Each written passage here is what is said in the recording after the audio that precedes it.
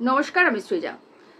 পূর্ব রেলের শিয়ালদহ শাখার ৮৪টা স্টেশনে হকার বসানোর জন্য বিজ্ঞপ্তি জারি করেছে রেল। মানে ইতিমধ্যেই যে সমস্ত স্টেশনে উচ্ছেদ হয়ে গেছে বা এখনো পর্যন্ত উচ্ছেদ হয়নি, হবে আগামীতে, কারণ যেহেতু এই মুহূর্তে কলকাতা হাইকোর্ট স্টে অর্ডার দিয়েছে পুজো পর্যন্ত, তাই উচ্ছেদ অভিযান এই মুহূর্তে বন্ধ রয়েছে। পুজোর পর কি হবে আমরা জানি না, তো যাই হোক। কিন্তু যে সমস্ত স্টেশনে ইতিমধ্যেই উচ্ছেদ হয়ে গেছে, যেমন পার্ক সার্কাস, দমদম, হাওড়া, যাদবপুর, এই সমস্ত স্টেশন মিলিয়ে মোট ৮৪টা স্টেশনে হকার বসানোর জন্য one station one product OSOP এই প্রজেক্টের আন্ডারে হকার বসানোর জন্য বিজ্ঞপ্তি জারি করেছে রেল। এবং এই যে বিজ্ঞপ্তির আবেদন মানুষ করতে পারবেন সেটা অনলাইনে। তো আপনারা যারা ভাবছিলেন যে হকার উচ্ছেদ হচ্ছে আপনাদের স্টেশনে হাঁটার সুবিধার জন্য, হকারদের জন্য আপনাদের হাঁটার খুব অসুবিধা হচ্ছিল স্টেশন চত্বরে, তাদেরকে কনগ্রাচুলেশনস, কারণ আপনাদেরকে একেবারে মুরগি বানিয়েছে আপনাদের সরকার। তো ঠিক আছে, এ নিয়ে কথা বলছি, কিন্তু তার আগে একটুখানি দেখে নিই যে এই যে বিজ্ঞপ্তি জারি করা হয়েছে রেলের তরফ থেকে, সেখানে আবেদনের জন্য ঠিক কি কি শর্ত রাখা হয়েছে। প্রথমে বলি খসড়া ফি এর কথা। 30 দিনের স্টলের জন্য 2000 এবং 90 দিনের স্টলের জন্য 6000 টাকা ফি দিতে হবে। অর্থাৎ আপনি যদি কোনো স্টেশনে, মানে ওই যে 84টা স্টেশনে হকার বসানোর জন্য ওয়ান স্টেশন ওয়ান প্রজেক্টের আন্ডারে হকার বসানোর জন্য ইতিমধ্যেই রেল বিজ্ঞপ্তি জারি করেছে, সেখানে আবেদন করতে গেলে আপনাকে 30 দিনের জন্য 2000 টাকা আর 90 দিনের জন্য 6000 টাকা ফি দিতে হবে। এরপর কি শর্ত রাখা হয়েছে, মানে দ্বিতীয় শর্ত, এর পরের যে দ্বিতীয় শর্ত রাখা হয়েছে সেটা হলো স্থানীয় পণ্য। এই স্টলগুলোতে মূলত স্থানীয় বা দেশীয় পণ্য বিক্রি করার সুযোগ পাবেন।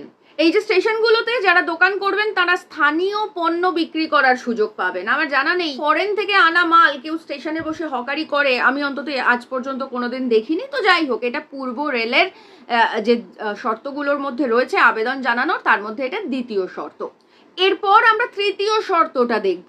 তৃতীয় শর্ত অনুযায়ী আবেদন প্রক্রিয়া।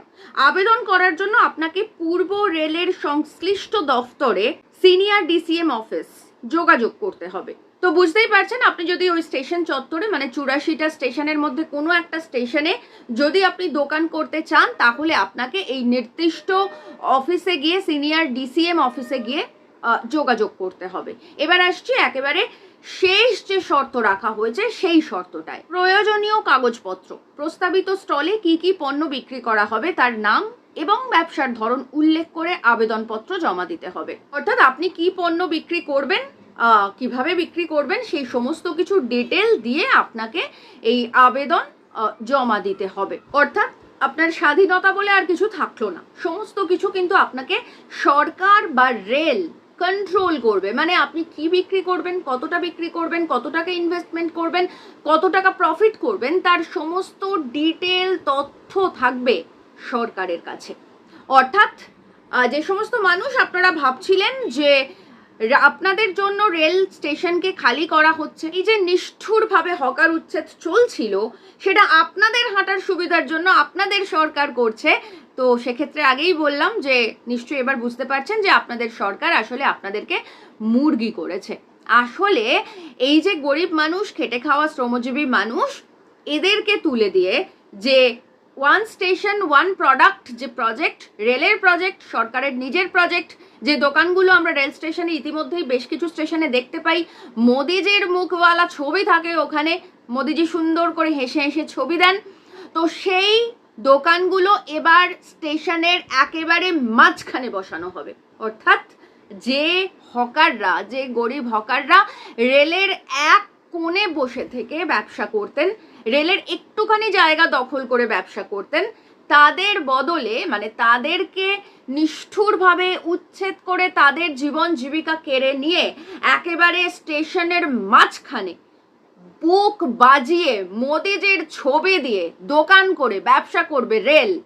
এরপর আপনারা কি বলবেন আমি জানি। এরপর আপনারা বলবেন যে এই যে হকাররা যাদেরকে উচ্ছেদ করা হয়েছে, যে সমস্ত গরিব মানুষ ছোট ছোট দোকান করে ঝুপড়ি করে ওখানে বিক্রি করতো জিনিসপত্র, তাদেরকে উচ্ছেদ করা হয়েছে, বেশ হয়েছে, কারণ ওরা অবৈধ। আর এখন যে 84টা স্টেশনে রেল বিজ্ঞপ্তি জারি করে আবেদনপত্র জমা নিয়ে দোকান করতে দেবে, তারা বৈধ। কিন্তু প্রশ্ন হচ্ছে, এই যে ছোট ছোট হকাররা, এনারা এবং এনাদের তরফ থেকে সিটু একাধিকবার রেলকে জানিয়েছিল যে এই সমস্ত হকাররা তারা পয়সা দিতে রেডি, তারা পয়সা দিতে চায়।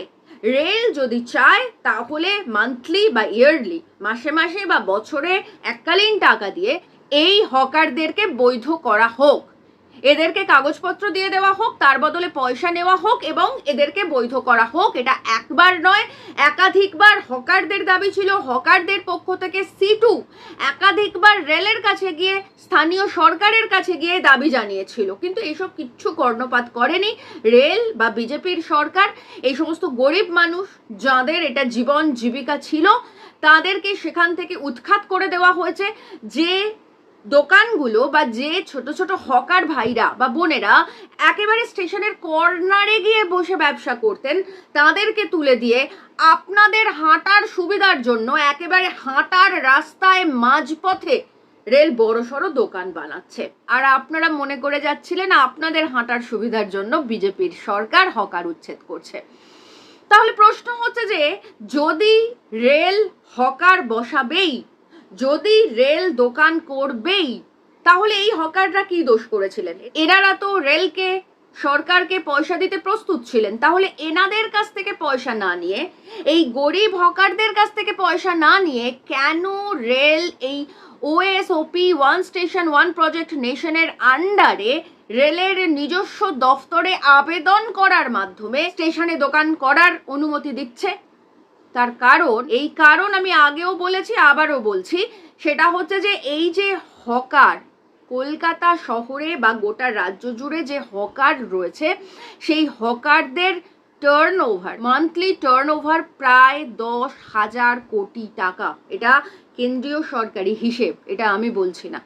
তো এই যে 10,000 কোটি টাকার টার্নওভার, এটা বিকেন্দ্রীভূত হয়েছিল, অর্থাৎ এটা এক প্রকার ক্ষুদ্র বা কুটির শিল্পের মতন ছিল। মানে ধরুন কেউ বাড়িতে আচার বানাচ্ছে, এবার যিনি আচার বানাচ্ছেন তার কাছ থেকে এই হকার ভাইরা নিয়ে এসে তারা বিক্রি করছে। অর্থাৎ আমরা এই যে হকার উচ্ছেদ দেখছি, এই হকারদের উচ্ছেদ করা মানে শুধুমাত্র হকারদের জীবন জীবিকা উজাড় করে দেওয়া নয়, এর সঙ্গে আরো অসংখ্য মানুষ জড়িয়ে রয়েছেন যারা ক্ষুদ্র এবং কুটির শিল্পের সঙ্গে যুক্ত, যারা কেউ হয়তো আমলকি কেটে রোদে শুকোতে দেন, কেউ হয়তো বাড়িতে কুর্তি বানান, কেউ হয়তো বাড়িতে ওই ঝালমুড়ির মশলাটা তৈরি করেন।